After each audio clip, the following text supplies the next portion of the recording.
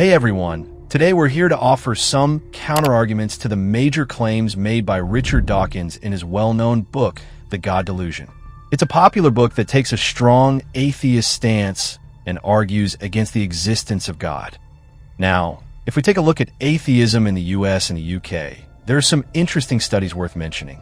A recent report from King's College London shows that people in the UK are now among the least likely in the world to believe in God. Back in 1981, around 75% of people in the UK said they believed in God. But by 2022, that number had dropped to just 49%.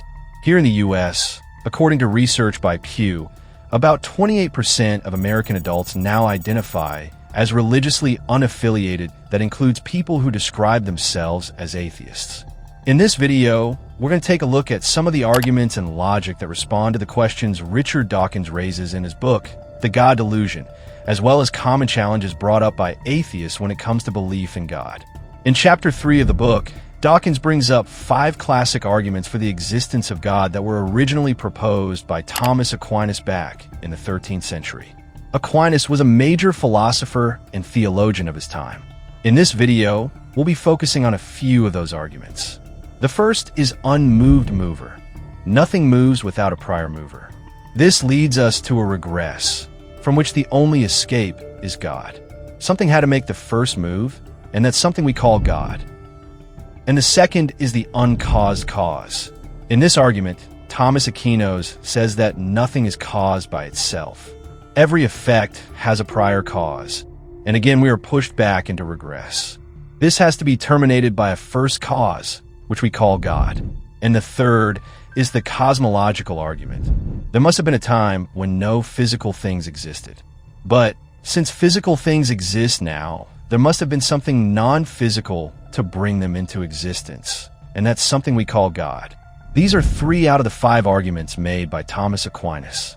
Richard Dawkins groups these 3 together, saying they're basically making the same point that God is somehow exempt from the problem of infinite regress. In other words, if God created everything or is the cause behind everything in the universe, then the obvious question is, who created God? What caused God to exist in the first place? And here's our response to Richard Dawkins. Nothing causes God because there are 3 things in the universe that are eternal. The first is God, the second is the soul, and the third is nature. And by nature, we mean the fundamental matter that makes up the universe. Now, you might ask, why are these things eternal? The answer is that if something else were causing these fundamental things, the chain of causes would go on forever, and that would make the number of causes infinite. But the soul is meant to gain knowledge of these things and benefit from them. That's its nature. In fact, the word science comes from the Latin word meaning to know, and the goal of science is to gain knowledge and use it, especially through technology. But if the number of causes or elements is infinite, the soul would never be able to understand or benefit from all of them. That's why these 3 God, the soul, and fundamental matter are considered eternal and immune to infinite regress.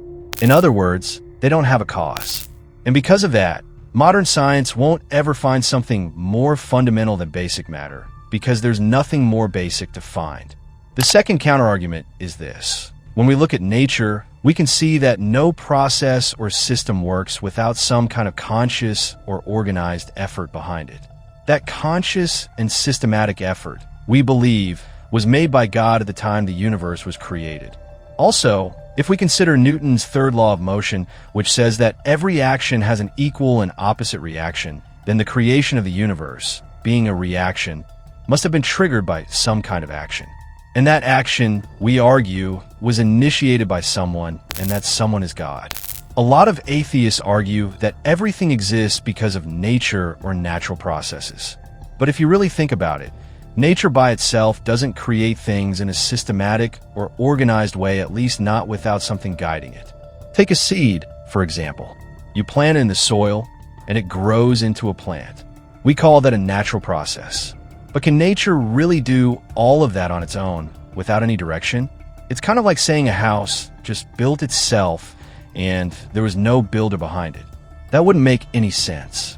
In the same way, It seems logical to think that something or someone is behind nature and its processes. You could say nature works like a system with software running it. But if that's the case, then someone must have written and installed that software. We may be watching nature in action, but that doesn't mean it's acting on its own. There's likely a deeper cause or intelligence behind it all. The domino effect is a great example. When you watch it in the middle, it looks like everything's happening on its own. But if you go back to the beginning, you'll see that someone had to give it that first push. On page 113, Richard Dawkins says, if the Boeing 747 having a critical or complex structure, then the person who manufactured the Boeing 747 would possess more critical and complex structure. Hence, if one believes that God had created the universe and the human beings having complex and critical structure, then the God would have the more critical and complex structure to get understood, and that's why God cannot be deciphered. Now, here's how we can respond to that. It's true that the universe and living beings are deeply complex, and we can observe that complexity with our five senses.